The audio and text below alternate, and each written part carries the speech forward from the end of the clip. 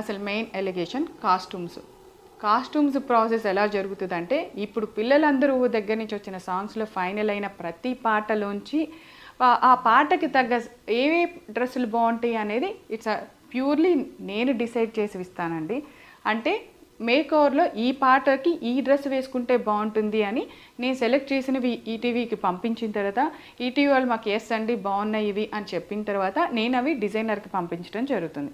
ఆ కాస్ట్యూమర్ ఏదైతే దాన్ని మేము పంపించిన ఫోటో ఉంటుందో తను డిజైన్ చేసి పిల్లలకి ఆ రోజు ఇవ్వటం జరుగుతుంది. ఇది ప్రాసెస్ అండి. ఇక్కడ ఎవరి చాయిస్ లేదు, పాటదే చాయిస్.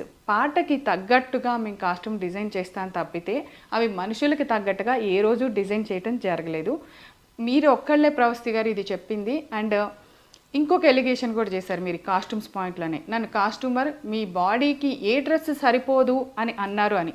నిజంగా అది తప్పు, అది చాలా తప్పు మాట. ఎవరెవరు బాడీ గురించి